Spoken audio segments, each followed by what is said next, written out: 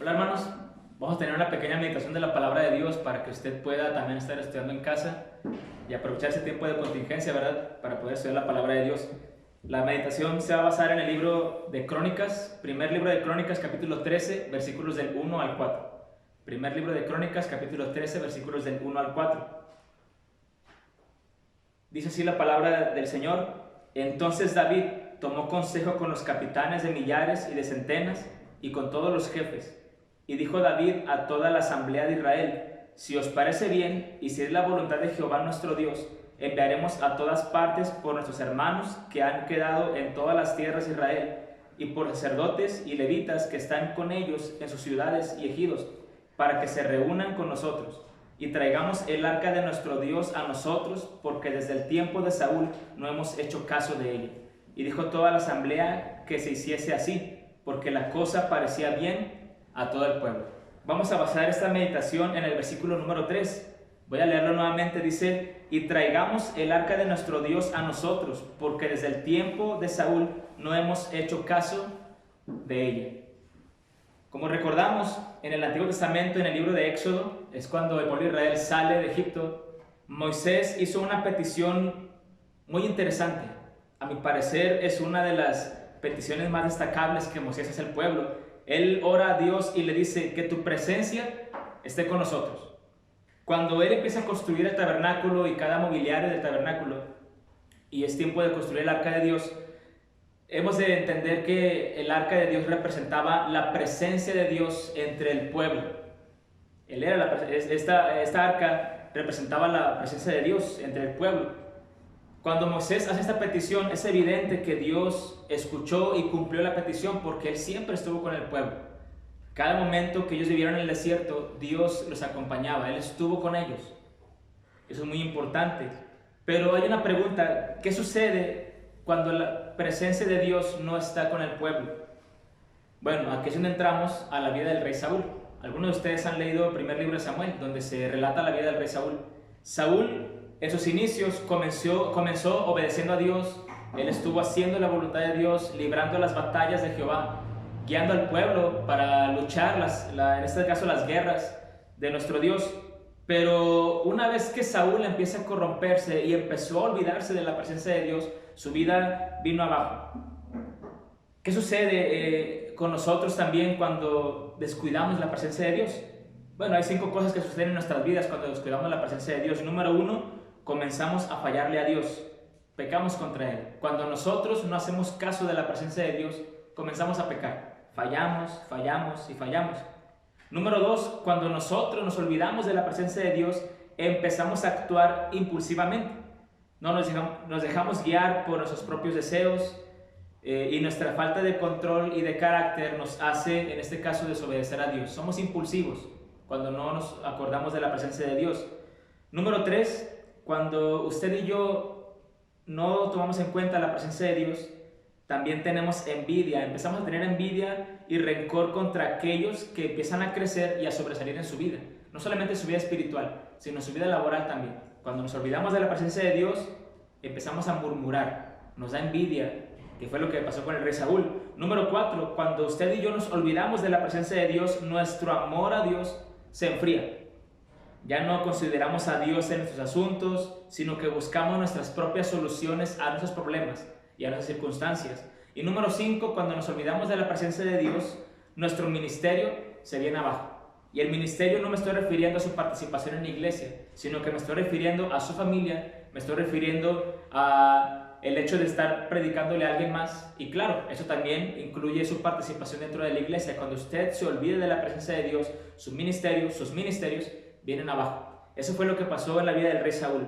Cuando él olvidó la presencia de Dios, recuerde, él empezó a fallarle a Dios, pecó contra Dios en muchas ocasiones. Él empezó a actuar impulsivamente. ¿Recuerdan cuando él hace un voto y él le dice a todo el pueblo: ninguno de nosotros vamos a comer hasta que hayamos terminado con los filisteos? Era una decisión impulsiva, claro. También el rey Saúl empezó a tener envidia del rey David. ¿Recuerdan ese canto? Saúl mató a sus miles y David a sus 10,000. Él empezó a tener envidia e incluso quería matar a David. Y él también, su amor hacia Dios se empezó a enfriar y claro, su ministerio se vino abajo. Eso fue lo que vivió el rey Saúl por olvidar la presencia de Dios. Caída tras caída, error tras error, pecado tras pecado. Esa fue la vida de Saúl. Cuando nosotros nos olvidamos de la presencia de Dios, nuestra vida viene a ser igual. Nuevamente voy a leer el versículo 3 del primer libro de Crónicas. Dice, y traigamos el arca de nuestro Dios, dice David, a nosotros, porque desde el tiempo de Saúl, ellos habían olvidado el arca de Dios que representaba la presencia de Dios entre el pueblo. Eso fue lo que dijo el rey David, esa fue la petición del rey David. El arca de Dios había estado en una ciudad llamada Kiriat Jearim por muchos años, aproximadamente 20 años había durado el arca en esa ciudad. La manera en que Israel descuidó el arca de Dios mostraba su desinterés por la presencia de Dios, mostraba poco interés por Dios, no tomaban en cuenta su palabra, no tomaban en cuenta nada de Dios para sus asuntos de la vida diaria. Nosotros, hermanos, muchas veces descuidamos la presencia de Dios. Ahora en este tiempo de contingencia, estamos en casa, estamos encerrados, algunos han expresado que están incluso aburridos, pero la pregunta es, ¿en qué estamos aprovechando el tiempo? ¿Qué actividad estamos llevando a cabo mientras estamos en casa? Pero la pregunta que más debería sonar en nuestra mente, en nuestro corazón y en la cual deberíamos reflexionar más es precisamente, ¿estamos aprovechando nuestro tiempo en casa para estar en la presencia de Dios? ¿O estamos descuidando la presencia de Dios como lo hizo el rey Saúl, como lo hizo el pueblo de Israel? Pregúntese eso, hermano. Medítelo. ¿Está usted aprovechando su tiempo para estar en la presencia de Dios o se ha olvidado de la presencia de Dios en su vida? Cuando esto pasa, como hemos visto el ejemplo de Saúl, nuestra vida se viene abajo. Recordemos que Jerusalén, la ciudad de Jerusalén, era una ciudad principal en Israel. De hecho, esto nos da una alusión. Cuando David dice, traigamos el arca de Dios a Israel, él estaba enseñando, estaba mostrando claramente, traigamos la presencia de Dios al centro de nuestras vidas. Eso es lo que significaba. David decía, traigan el arca de Dios a la ciudad de Jerusalén, una ciudad central en Israel. Para nosotros entendemos que la ciudad de Jerusalén era una ciudad central. Entonces, debemos considerar esto. La presencia de Dios debe estar en el centro de nuestras vidas y no debe estar en una ciudad a la orilla, no debe estar por un lado de cualquier otra cosa, debe estar como el centro de nuestras vidas. Y este era el deseo de David, traer el arca de Dios, la presencia de Dios al centro de sus vidas. Cuando nosotros dejamos de orar, comenzamos a desatender a Dios. Cuando dejamos de leer la Biblia, comenzamos a desatender a Dios. Esto no es algo que sucede de la noche a la mañana, claro. Pensamos que estamos bien, no oramos a lo mejor un día, no oramos 2 días, no leemos la Biblia y pensamos que nuestra vida está bien. Pero conforme pasa el tiempo, vamos viendo que nuestra vida va cayendo, viene a menos. Deberíamos reflexionar en esto.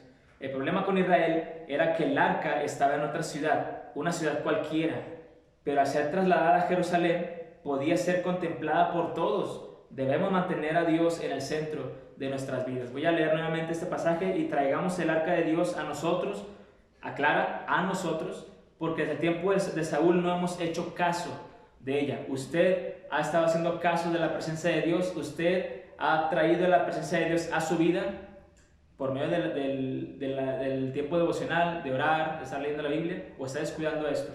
Me gustaría ir a un salmo, que es el Salmo número 84, que también nos habla un poco acerca de esto. Salmo 84.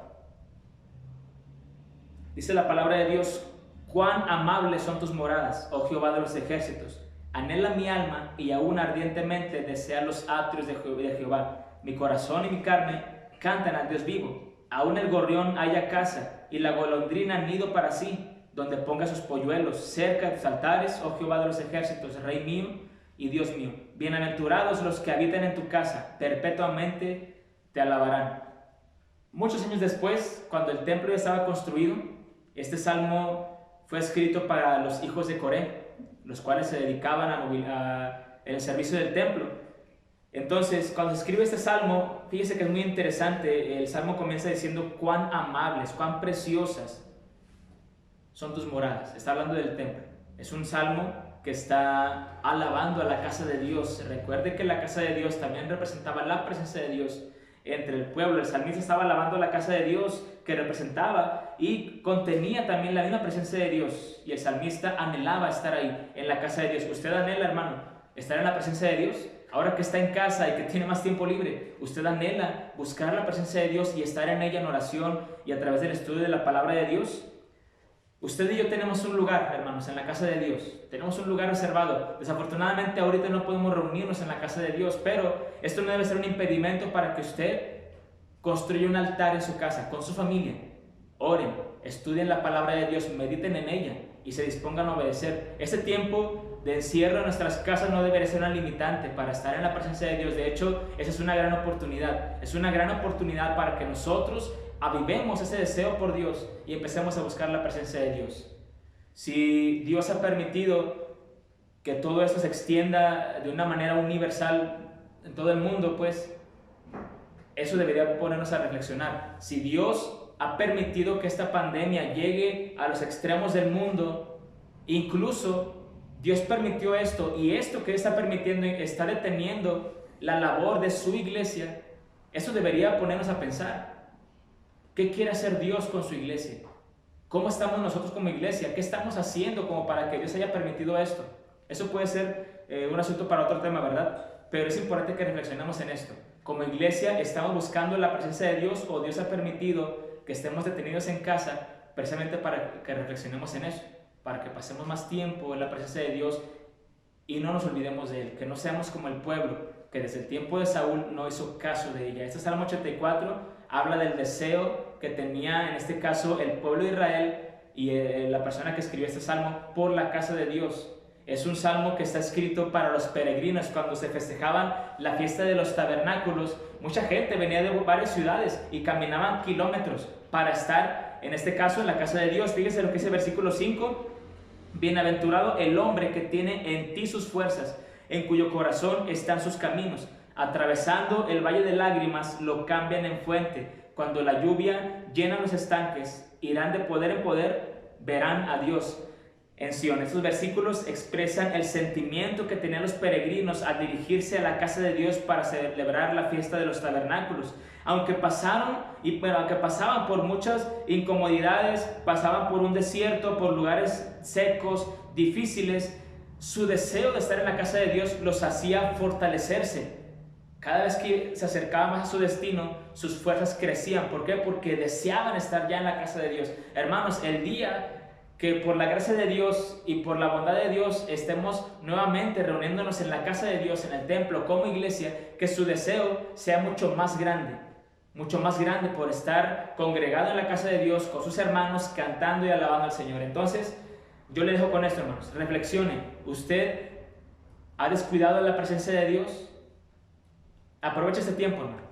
Aprovechelo con toda su familia, reúnanse, lean la palabra de Dios, estudien la palabra de Dios, mediten en ella, oren al Señor y que la presencia de Dios sea el centro de nuestras vidas y sea el centro de nuestras familias, y que nuestro deseo, así como el Salmo número 84, que era un salmo escrito para los peregrinos, vaya creciendo más y más, y cuando más sepamos que nos acercamos al momento de reunirnos aquí en la casa de Dios, nuestro deseo por el Señor crezca. Dios le bendiga, hermanos.